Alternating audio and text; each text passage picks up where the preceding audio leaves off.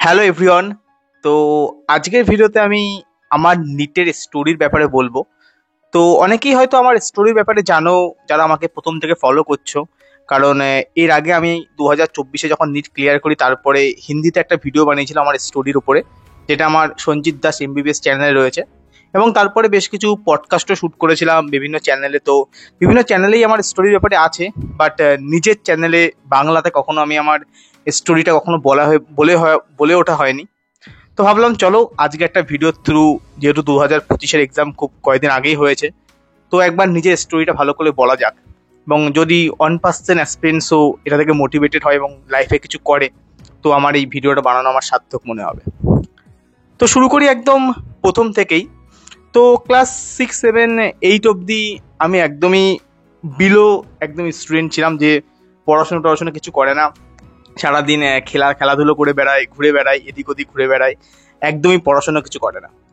এর একটা কারণ ছিল যে ছোটবেলাতে আমার ফ্যামিলির, মানে মোটামুটি 7, 8 অব্দি যদি বলো, তো ফ্যামিলির ইকোনমিক্যাল কন্ডিশন বেশ ভালোই ছিল। আমার বাবার বিজনেস ছিল, তো পয়সা কড়ির খুব একটা অভাব ছিল না। তো অ্যাকচুয়ালি অভাব কি জিনিস সেটা তখন বুঝতাম না। তো তারপর হঠাৎ করে যখন ক্লাস 8-এ পড়ি, বাবার যে ব্যবসাটা ছিল সেই ব্যবসাটা হঠাৎ করে খুব লসে চলে যায়, এবং পুরো রাতারাতি একদম খুব বাজে সিচুয়েশন হয়ে যায় ফ্যামিলির। অনেক ধার দেনা অনেক কিছুর মধ্যে জড়িয়ে যাই। তো তারপর থেকে 2-3 বছর খুবই বাজে সিচুয়েশনের মধ্যে থেকে যাই আমরা, আমাদের ফ্যামিলি। তো এমন সিচুয়েশন ছিল যে ওই সময় টিচারদের, নর্মাল প্রাইভেট টিউশনদের যে তাদের যে বেতন, সেটাও দেওয়ার ক্ষমতা ছিল না। তো সেই সময় প্রচুর টিচার আমাকে বিনা পয়সায় পড়িয়েছে, তো আমি সারা জীবন তাদের কাছে কৃতজ্ঞ থাকবো। তো তারপর ক্লাস 10 অবধি যেহেতু এরকম একটা সিচুয়েশন যায়, খুবই বাজে হয়ে যায় আর্থিক অবস্থা, তো পড়াশোনা করার এবং যে লাইফে কিছু একটা করার সেই সময় ইচ্ছা হয়, এবং বেশ ভালো করে আমি পড়াশোনা করা শুরু করি। তো ক্লাস 9, 10-এ আমি যথেষ্ট ভালো করে পড়াশোনা করি, এবং মাধ্যমিক আমার 2016 সালে। তো আমি মাধ্যমিকে 631 স্কোর করি, 90% আউট অফ 700। তো তারপরে তো একটা দ্বিধা থাকে যে সায়েন্স নেব না আর্টস নেব। বাট আমি অনেক ভেবেছিলাম যে হয়তো আর্টস নেব, কারণ সায়েন্সের টিচারদেরও সেই সময় তোমরা জানো অনেকে, যে এখন তো আরো অনেক বেশি টিউশন ফিস, তখনও অনেক টিউশন ফিস ছিল, এবং সায়েন্স নিয়ে পড়তে গেলে একটা অনেক ইকোনমিক্যাল একটা সাপোর্টও থাকা দরকার হয়। তো আমি ভেবেছিলাম যে আর্টস নিয়ে পড়বো, বাট তারপরে স্কুলে যাই এবং বিভিন্ন টিচারদের সঙ্গে কথা বলি, এবং তারা বলে যে পড়ো, কোনো অসুবিধা নেই, ইকোনমিক্যাল প্রবলেমের জন্য কখনোই এরকম একটা সায়েন্স ছাড়া ঠিক নয়। তো দিয়ে সায়েন্স নিয়ে পড়া শুরু করি 11-12-এ, এবং 11 আমার 2017 সাল, 2017। তখন এরকম আজকালকার দিনের মতো অনলাইন সিস্টেম ছিল না, যে অনলাইনে পড়ার যে এখন যে হয়তো কোনো অসুবিধা নেই, একটা মোবাইল থাকলে পড়া যায়। তখন এই সিস্টেম ছিল না, তখন এরকম পিডাব্লিউ ছিল না বা কোনো অনলাইন প্ল্যাটফর্মও ছিল না। তো 2017-18 2 বছর আমি মাধ্যমিকও দিই আমার স্কুল গোবরডাঙ্গা খাটোরা উচ্চ বিদ্যালয়, এবং 11-12ও পড়ি সেখান থেকে গোবরডাঙ্গা খাটোরা উচ্চ বিদ্যালয় থেকে। এবং প্রথম প্রথম তো কিছুই বুঝতে পারতাম না সায়েন্সের, তো স্বাভাবিক ব্যাপার। যখন ঢুকেছিলাম অ্যাকচুয়ালি, তখন এই কি ফিজিক্স কেমিস্ট্রি বায়োলজি কিছুই বুঝতে পারতাম না। অল্প অল্প করে পড়া শুরু করি, 11টা একদমই বাজে যায় লাস্টের দিকে আস্তে আস্তে। কারণ যেহেতু একটা সবসময় একটা অভাব তো ছিল, তো পড়াশোনার প্রতি হয়তো পারতাম না, কিন্তু চেষ্টা ছিল আমার যে যে করে হোক করতে হবে, কারণ এই সিচুয়েশন থেকে আমাকে বেরোতে হবে। তো এটা মনে মনে ভাবতাম যে কখন, মানে মেন আমার যে টার্গেট ছিল, কারণ আমাদের সময় যদি বলো 2017-18-তে আমার এরকম নিট দিতে হবে বা জেই দিতে হবে বা ডাক্তার হতে হবে বা ইঞ্জিনিয়ার হতে হবে, এরকম কোনো আমার টার্গেট ছিল না সেই সময়তে। আমার সেই সময় মেন টার্গেট ছিল যে যে করে হোক উচ্চ মাধ্যমিকের ভালো রেজাল্ট করতে হবে, দিয়ে যে নর্মাল চাকরি বাকরির যে এক্সামগুলো হয়, সেই কম্বাইন এক্সামের জন্য পড়াশোনা করবো, এবং একটা নর্মাল গ্র্যাজুয়েশন করব, হয় কোনো একটা অনার্স নেবো বা কোনো একটা পাশে গ্র্যাজুয়েশন করব। আর তার উপর এটাও ঠিক যে সেই সময় তুমি যদি বলো 2017-18 সাল, সেই সময় এই সমস্ত যে সমস্ত আকাশ টাকাশ এরা পড়াতো, আকাশ এবং পাথফাইন্ডার, তোমরা যদি নাম শোনো তোমার জানতে পারবে যে আমাদের বাংলাতে পাথফাইন্ডার খুব ফেমাস ছিল। তো এদের এরা কোচিং দিত এই সমস্ত এক্সামের জন্য, বাট তাদের যা ফিস ছিল 2 লাখ 3 লাখ এরকম ফিস ছিল। তো ওইটা অ্যাফোর্ড করা সম্ভব ছিল না, এবং তার উপর পড়াশোনা ওই সেই লেভেলের কখনোই করিনি, কারণ নর্মাল যারা এসব জায়গাতে পড়ায় তারা হয়তো পড়ায় তারা ওই লেভেলের, কিন্তু আমি অত ভালো বুঝতাম না, যে টু বি অনেস্ট আমি অত ভালো বুঝতাম না যে কি করে একটা অত বড় ভালো ভালো ইকুয়েশন সলভ করা যায় বা কি করে এই টাইপের কোশ্চেন সলভ করা যায়। তখন একদমই বুঝতাম না, এবং এটাও ঠিক তখন অনলাইনে সব সুবিধাও ছিল না।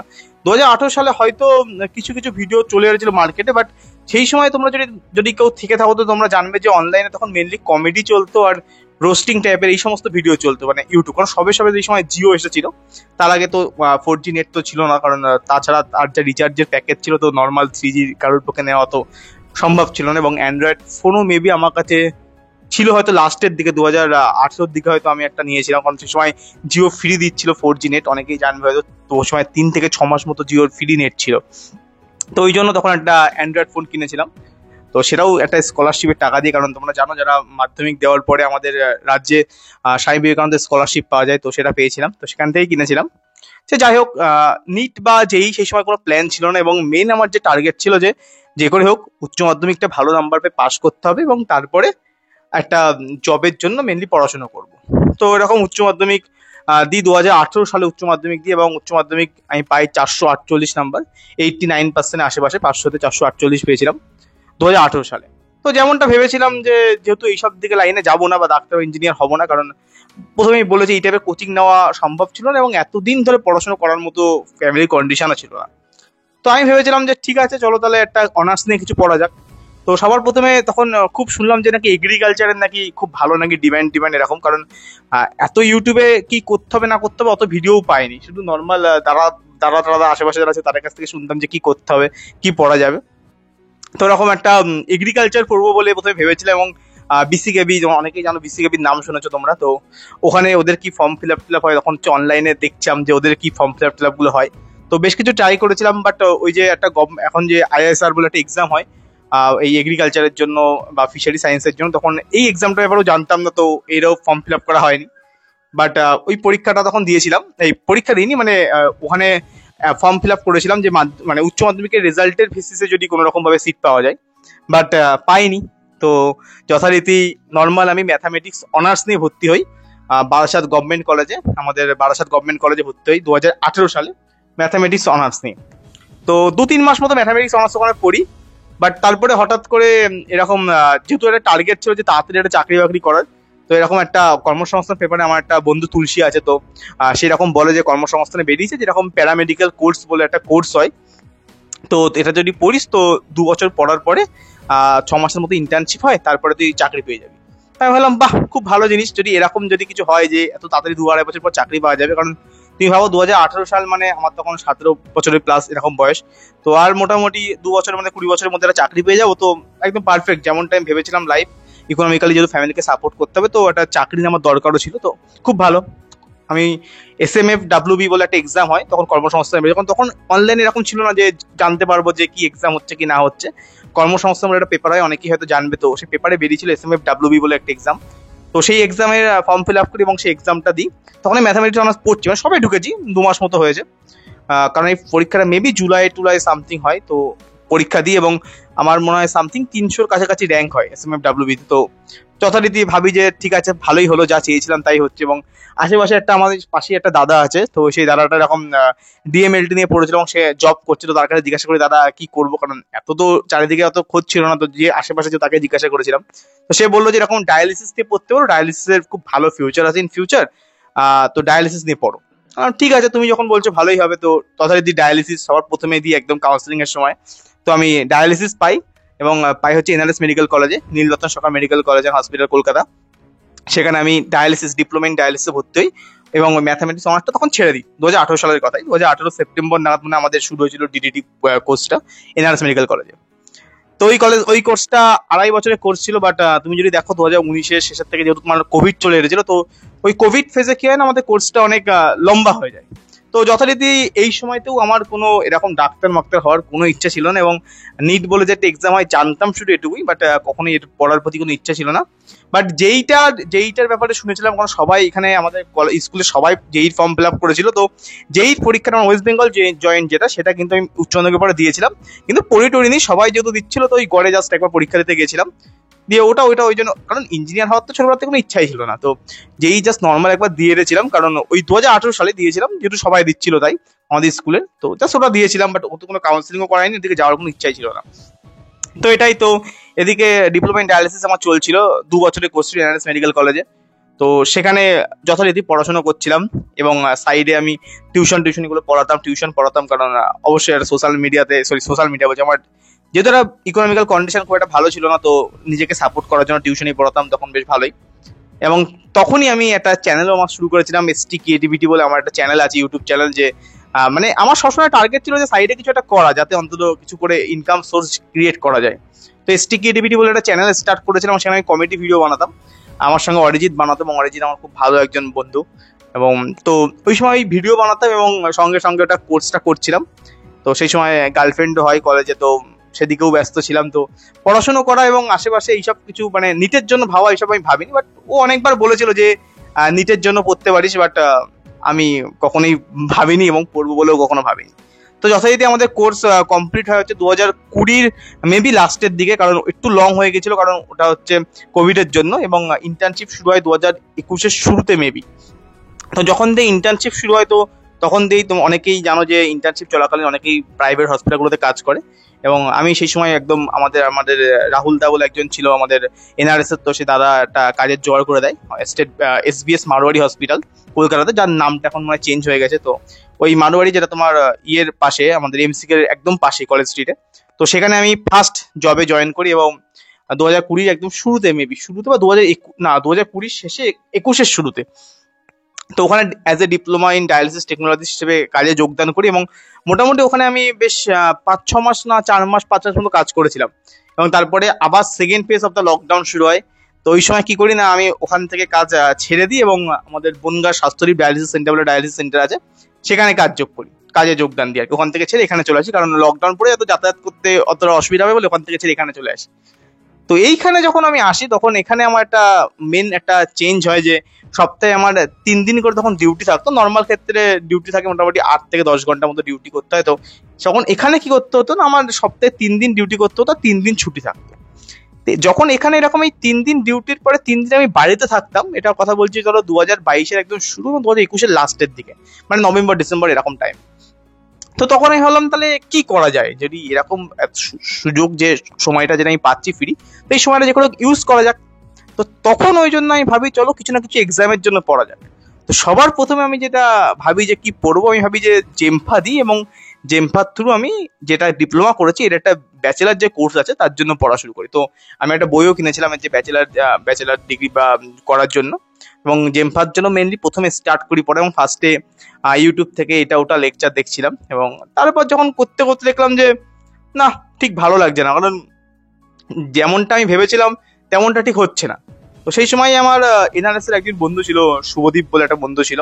তো সে এরকম মারোয়ারি হসপিটালে সেও কাজ করতো। তো সে তারপর ওখান থেকে কাজ ছেড়ে দেয়, এবং সে আমাকে বলে যে দেখ ভাই, আমি এরকম নিটের জন্য পড়ছি, তো তুই একবার ভেবে দেখতে পারিস, তুই তো ভালো পড়াশোনা করতিস, তুই একবার চেষ্টা করে দেখতে পারিস। বললাম ঠিক আছে। এবং আমার তখন যে গার্লফ্রেন্ড ছিল সেও বললো তোকে আমি অনেকদিন ধরেই বলছি, তুই কেন পড়িস না, তুই একবার চেষ্টা করে দেখ, তুই লাইফে বেশ ভালো কিছু করতে পারিস। ঠিক আছে, চলো চেষ্টা করে দেখা যাক। সবে স্টার্ট করেছিলাম, যথারীতি স্টার্ট করার সঙ্গে সঙ্গে তোমাদের সঙ্গে যেমন হয়, যারা ফার্স্টবার ড্রপ দিচ্ছ বা সবে স্টার্ট করছো নিটের পড়া, তারা জানবে, রিলেট করতে পারবে যে প্রথমে 15-20 দিন পড়লে কারণ যে কি পড়ছি কিছুই মাথায় ঢুকছে না, কি ফিজিক্স, কি কেমিস্ট্রি, কি বায়োলজি। কারণ যখন আমি পড়েছিলাম 2018 সালে, তুমি ভাবো 18 থেকে 22 মোটামুটি 4 বছর মতো কোনো ফিজিক্স কেমিস্ট্রি বায়োলজির সাথে কোনো সম্পর্ক নেই। পুরো সম্পূর্ণ আলাদা জগতে আমি আছি, যেখানে আমি শুধু উড়ছি।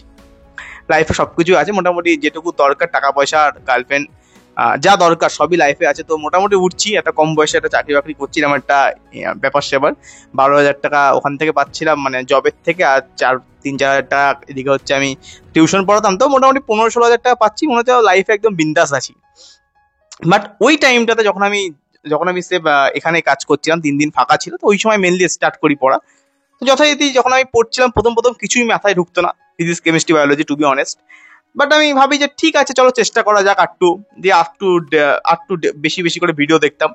আমি কি করতাম না, যখন কাজ করতাম ওই কাজের ওইখানে যে ফ্রি টাইমগুলো পেতাম না, ধরো আমাদের অনেকেই জানো, যারা কেউ জেনে থাকো আর কি, ডায়ালিসিসের যে কাজটা হয় ওখানে কি হয় না, আমাদের 4 ঘন্টা করে একটা পেশেন্টের শিফট হয়। তো যখন তুমি পেশেন্ট স্টার্ট করছো এবং পেশেন্ট ছাড়ছো, মানে ক্লোজ করছো, দুটো টাইমে মেন হচ্ছে বিজি হয়।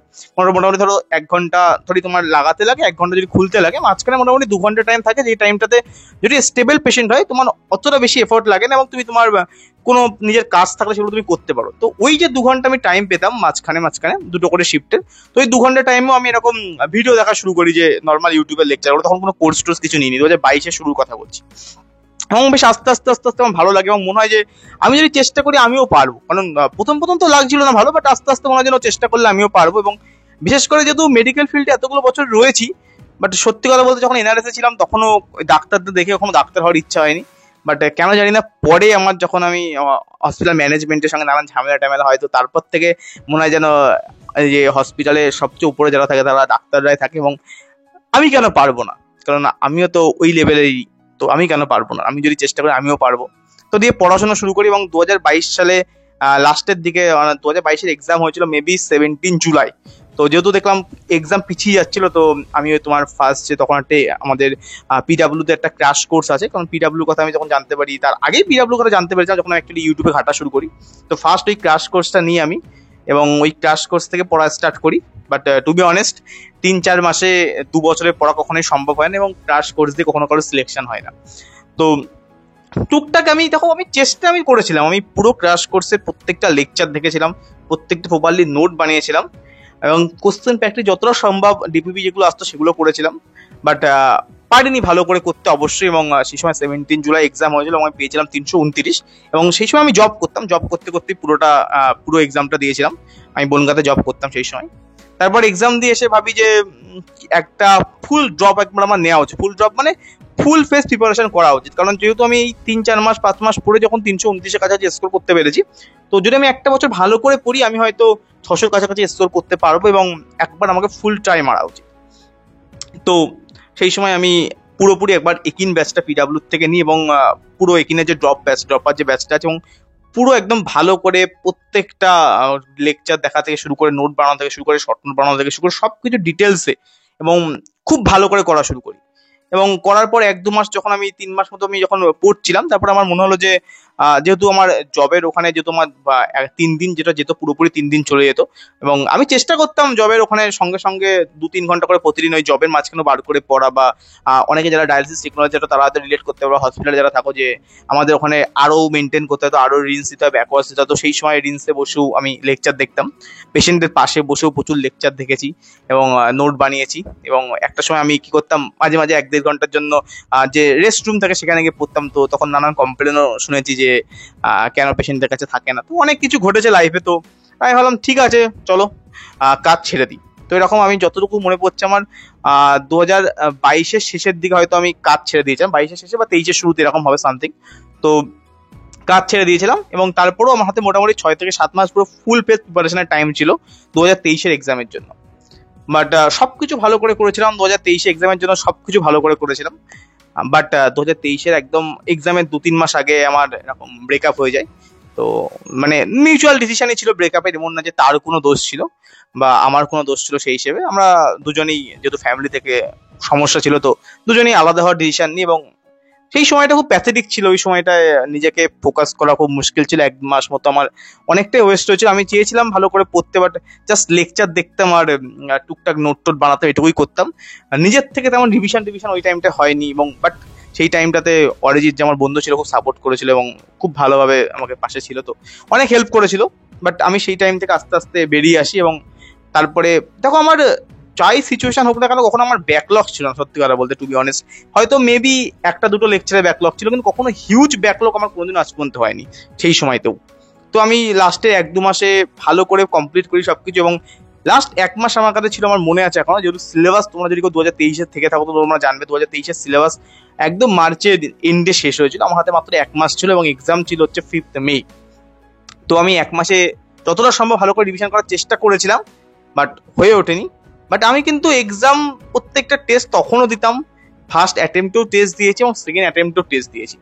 ফার্স্ট অ্যাটেম্পটের টেস্টটা তো ভালো স্কোর আসতো না, কিন্তু সেকেন্ড অ্যাটেম্পটের টেস্টে আমার কিন্তু পার্ট সিলেবাস টেস্টে প্রত্যেক টেস্টে 600-এর কাছাকাছি স্কোর হতো এবং ফুল সিলেবাস টেস্টে গিয়ে আমার নাম্বার ড্রপ করে যায় 400+, 450+ এরকম নাম্বার আসে, কারণ ভালো করে রিভিশন হয় না। এইটাই আমি ওই জন্য বলি নিতে অ্যাসপিরেন্টদের ক্ষেত্রে রিভিশন খুব বেশি ইম্পর্টেন্ট। তো যথারীতি সেইবার 2023-এ আমি এক্সাম দিই, 7th মে এক্সাম ছিল 2023-এ যতটুকু আমার মনে পড়ছে। এবং আমি স্কোর করি হচ্ছে 508। এই অ্যাটেম্পটে আমি একদম আমার ফুল পেজ সবকিছু দিয়েছিলাম, কিন্তু তা সত্ত্বেও আমি 600 কাছাকাছি স্কোর করতে পারিনি। তো খুবই খারাপ লাগে এবং সত্যি কথা বলতে ভেঙে পড়েছিলাম যে আর এক্সাম দেবো বলে আমার তো কোনো ইচ্ছাও ছিল না, কিচ্ছু ছিল না। আমি বাড়ি আসার পর থেকে আমি ঠিক করি যে আবার কাজে জয়েন করবো। তো তার জন্য বিভিন্ন জায়গাতে ফোনও করি এবং যথারীতি একটা ইন্টারভিউতে আমাকে ডাকে যে এরকম কাজের জন্য, তো সেখানে ইন্টারভিউতেও যাই। বাট ইন্টারভিউতে আমাকে সিলেক্ট করে না এবং খুব বাজেভাবে বলে চোখে পাওয়ার আছে বলে তুমি কি করে কি করবে। তো এটা খুব খারাপ লেগেছিল সেই সময় আমার। তো ঠিক আছে, কোনো ব্যাপার না, বাড়ি আসি এবং বাড়ি এসে বাবা আমাকে বলে যে দেখ এতগুলো বছর তো চেষ্টা করলি, আর একটা অ্যাটেম্প দিয়ে দেখ। এবং এটাই ভাব, এতগুলো বছর তো চলেই গেছে, আর একটা লাস্ট অ্যাটেম্প দিয়ে দেখ, যদি হলে ভালো, না হলে তো যেটা করছিলি সেটা করবি, এবং যেটা করছিলি সেটা তো তুই করে তো অন্তত খেতে পারবি, তো অসুবিধা নেই। ঠিক আছে, তুমি যখন বলছো একটা বছর একটা অ্যাটেম্প দেওয়া যাক। এবং আমি মোটামুটি প্ল্যান করি সবকিছু, যে কেমন কি খরচা হতে পারে, আমার কত সেভিংস রয়েছে, তো সবকিছু প্ল্যান করি। এবং এটা অনেক বলে দিই একটা কথা, যে যখন থেকে পড়া শুরু করি তখন থেকে একটা আমার ব্যাক অফ দ্য মাইন্ডে একটা প্ল্যান ছিল যে আমার এত সেভিংস রয়েছে, আমার যদি মাসে মাসে এত টাকা করে খরচা হয় তাহলে আমি কি করে ম্যানেজ করতে পারবো। তো অনেকেই যারা হয়তো হুট করে এরকম কোনো একটা স্ট্রিম চেঞ্জ করার ডিসিশন নেয়, তারা হয়তো ভাবে যে কি করা উচিত। তো অবশ্যই তাদের ইকোনমিক্যালি একটা প্ল্যান করা উচিত, যে যদি তুমি কোনো ইনকাম করো তখন তো তারা ভালো রিলেট করতে পারবে। তো আমি ওরকম একটা প্ল্যান করেছিলাম যে আমার এত এত করে খরচা হতে পারে মাসে, তো সেই হিসেবে আমার চলবে কিনা। তো দেখলাম ঠিক আছে, চলে যাচ্ছে, কোনো অসুবিধা নেই, আর একটা বছর বাড়িতে থেকে পড়াই যেতে পারে। তো ওই বছরটা আমি পুরোপুরি কাজ করি না, পুরোপুরি কাজ ছেড়ে দিই এবং পুরো ফুল ফেস নিটের জন্য পড়ি। এবং আমি কি করেছিলাম, আমি আগের বছরের লেকচার দেখতাম, নিউ লেকচার দেখতাম না, বাট আমি একিন ব্যাচ নিয়েছিলাম, বাট আমি ওল্ড ব্যাচের লেকচারই দেখতাম। তো পুরো আরেকবার ডিটেলস সমস্ত লেকচার দেখি ভালো করে। নোট আমি আর বানাইনি, কারণ নোট আমার খুব সুন্দর বানানো ছিল, কিন্তু আমি শর্ট নোটগুলো আরো অনেক ভালো করে বানাই। এবং প্রচুর কোশ্চেন প্র্যাকটিস করি, যেটা আমি বারবার করে বলি যে কোশ্চেন প্র্যাকটিস করা খুব ইম্পর্টেন্ট। তো আমি প্রচুর কোশ্চেন প্র্যাকটিস করি ওই সময়টাই, এবং প্রচুর টেস্টও দিই। তোমরা যদি জানবে, আমি মোটামুটি 80 থেকে 85 উপর টেস্ট দিই, যার মধ্যে 25 থেকে 30টা মানে ফুল সিলেবাস টেস্টই দিয়েছিলাম। তো পার্ট সিলেবাস টেস্টে আমার আগাগোড়া মোটামুটি 600+ তো আসতোই। এবং ফুল সিলেবাস টেস্টে লাস্টের দিকে আমি হচ্ছে অ্যালেনের মেজর টেস্ট সিরিজটা নিই, কারণ ওটা 2500 টাকাতে ছিল এবং ওটাই আমার পক্ষে অ্যাফোর্ডেবল ছিল নেওয়ার মতো। প্রথমে ভেবেছিলাম লিডারটা নেবো, বাট লিডারে 10,000 টাকা ছিল, যেটা সম্ভব ছিল না, আমার বাজেটের বাইরে ছিল। তো আমি এইটাই নিই, সেটা হচ্ছে মেজর টেস্ট সিরিজ। এবং মেজরে আমি প্রত্যেকটা টেস্ট খুব ভালো করে দিয়েছিলাম। শুরুতে আমার স্কোর আসতো না, খুবই একদম টু বি অনেস্ট স্কোর আসতো না। 400 450 মেবি থেকে শুরু করেছিলাম, বা 500 থেকে মেবি শুরু করেছিলাম, এবং লাস্টে গিয়ে ফাইনাল টেস্টে আমার 624 এসেছিল মেজরের 12-এ। তো এইভাবে অ্যালেনের পুরো টেস্ট দিয়ে এবং খুব ভালো করে এবার প্রিপারেশন নিয়েছিলাম। হ্যাঁ, আমি জানি মাঝখানে প্রচুর ডাউনফল হয়েছে, কখনো মনে হচ্ছে ছেড়ে চলে যায়, কেন করছি কি করছি, কে বলেছিল সবকিছু ছেড়ে ছুড়ে আবার এরকম নিটের জন্য পড়তে, এরকম প্রচুরবার মনে হয়েছে একদম। বাট আমি ভেবেছিলাম ঠিক আছে, চলো ডিসিশন যখন নিয়েছি, এই ডিসিশনে একদম থাকতে হবে, পুরো শেষ অবধি থাকতে হবে এবং লাস্ট দিন পর্যন্ত লড়াই করতে হবে। দেখা যাক কি হয়, যদি না হয় তাহলে যা করতাম তাই করতাম, ভাববাম যে এটা আমার কপালে নেই বা আমি এর জন্য নই। তো আমি চেষ্টা করেছিলাম এবং টু বি অনেস্ট ওটাই আমার লাস্ট অ্যাটেম্প ভেবেছিলাম, ওটাই আমার লাস্ট অ্যাটেম্প ছিল। এবং 5th মে আমাদের এক্সাম হয়, তো এক্সাম দিয়ে আসি। এবং এক্সাম দিয়ে টু বি অনেস্ট আমার মনে হয়েছিল আমার সিলেকশন হবে না, একদম সত্যি কথা। আমি এক্সাম হল থেকে যখন বাইরে বেরোই, কারণ আমি এক্সাম দিতে যাওয়ার আগের দিন রাত্রি আমার ঘুম হয়নি, তো এক্সাম হলে একদম প্রথম 5 মিনিট তো আমার ব্রেন কাজই করছিল না। তারপরে এক্সাম দিয়ে যখন বেরোই, তারপর মোটামুটি মনে হচ্ছিল 580 বা 590 এরকম বর্ডার লাইনে যাবে। এবং খুবই বাজে লাগছিল যখন ট্রেনে আসছিলাম, মনে হচ্ছিল আবার কালকের থেকে আমাকে কাজের জন্য দৌড়াদৌড়ি করতে হবে এবং হয়তো কোনো একটা হসপিটালে আবার কাজ করতে হবে। বাট ঠিক আছে, যা হয় ভালোই হয়। বাট বাড়ি এসে মেলাই এবং মিলিয়ে দেখি যে স্কোর হচ্ছে এরকম আমার 648। তারপরে লাস্ট তো 5 নাম্বার কমে যায়, একটা কোশ্চেনে ডাউট ছিল, অ্যাটমের কোশ্চেনটা তোমরা অনেকেই জানবে। তো দিয়ে স্কোর হয় 643 এবং ফাইনালি র্যাঙ্ক হয় 32,413 অল ইন্ডিয়া র্যাঙ্ক, এবং ওয়েস্ট বেঙ্গল র্যাঙ্ক মেবি 1475। এবং বর্তমানে আমি Barasat government medical college and হসপিটালের একজন MBBS ফার্স্ট ইয়ার স্টুডেন্ট। তো এটাই ছিল টোটাল স্টোরি। আর ঠিক এর মাঝখানেই একটা জিনিস আমি মিস করে গেছি, এর মাঝখানে আমি জুলজি অনার্সও করেছিলাম নেতাজি সুভাষ ওপেন ইউনিভার্সিটি থেকে। অনেকেই জানো যে যারা এখন ওপেন ইউনিভার্সিটিতে অনার্স করা যায়। তো BSc অনার্স করেছিলাম, ওটা করেছিলাম যখন আমি NRS এ ভর্তি হই তার 1 বছর পরে 2019 সালে জয়েন করেছিলাম, 2023 সালে ওটা কমপ্লিট হয়। তো এর মাঝখানে 2022-এর শেষে মেবি কমপ্লিট হয়েছিল, 2022-এর শেষে কমপ্লিট হয়েছিল। তো জুলজি অনার্সের মাঝখানে করেছিলাম। তো এটাই টোটাল আমার স্টোরি। তো অনেকেই ভাবে যে, অনেকেই বলে যে দাদা তোমার কতগুলো ড্রপ। তো ওই জন্য বলি যে আমার ড্রপ কতগুলো এগুলো বলা খুব মুশকিল, কারণ আমি আমার লাইফে অনেক কিছু করেছি এবং শেষে এসে এটা করছি, এবং এখন অনেক কিছু লাইফে করাও বাকি আছে, অনেক ইচ্ছা আছে, তো সেগুলো আস্তে আস্তে পূরণ করব। ভিডিও বানানোটা আমার একটা প্যাশন। আমি যেহেতু 2018-19 সালের থেকে মেনলি ভিডিও বানাতাম, তারপর আমি STKDB চ্যানেলটাকে ছেড়ে দিয়েছিলাম, কারণ আর হচ্ছিল না, কারণ ভালো গ্রো করছিল না চ্যানেলে, ভিডিও পৌঁছাচ্ছিল না, মানুষের কাছে রিচ হচ্ছিল না, তো ওই জন্য ভিডিও ছেড়ে দিয়েছিলাম। এবং নিটের পরে আমি মেনলি আবার শুরু করি ভিডিও বানানো, তো ওই জন্য ভিডিও বানাই। বাট এটা আমি কোনো ফুল টাইম ইউটিউবার নই, বা আমার এর থেকে বিশাল পয়সা ইনকাম করতে হবে এরকমও কোনো আহ, ব্যাপার নেই। জাস্ট আমার ভালো লাগে তাই আমি ভিডিও বানাই। তো এটাই ছিল কমপ্লিট আমার একটা স্টোরি।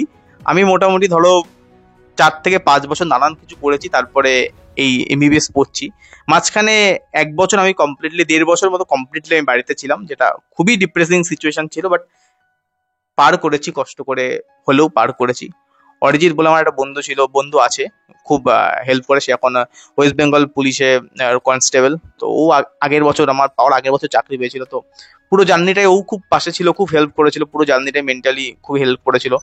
ইনিশিয়াল ফেজে আমার গার্লফ্রেন্ডও আমার জার্নিতে খুব হেল্প করেছিল। বাট পরবর্তীকালে এই সিলেকশনের আগের বছরই, মানে যে বছর সিলেক্ট হয়নি সেবারই আমাদের ব্রেকআপ হয়ে যেত। সেটা একটা আলাদা স্টোরি, আমি বেকার এটা নিয়ে বলতে চাই না, বা তার নামেও কিছু বলতে চাই না। তো এইভাবেই চলছে আর কি। এখন চেষ্টা করছি ভালো করে ফার্স্ট ইয়ারটা পড়ার, এবং চলো এই আর কি।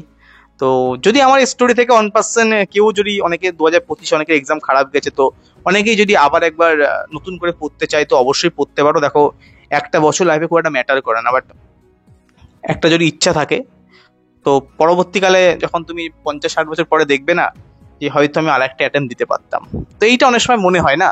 তো তাই জন্য ভাবলাম চলো স্টোরিটা এই সময়তেই বলা দরকার, এবং যদি কেউ ইন্সপায়ার হয়ে 1 বছর পরে এবং তারপরে সিলেক্ট হয়ে যায়, তো পরে এসে যদি সে আমাকে বলবে যে দাদা তোমার কথা শুনে বা তোমার স্টোরি দেখে ভেবেছিলাম 1 বছর পড়বো এবং সিলেক্ট হয়ে গেছি, তো হয়তো ভালো লাগবে, তাই জন্য এই ভিডিওটা করার। তো চলো, ভালো থেকো, সুস্থ থেকো, এবং দেখা হচ্ছে পরের কোনো ভিডিওতে। বাই। Thank you.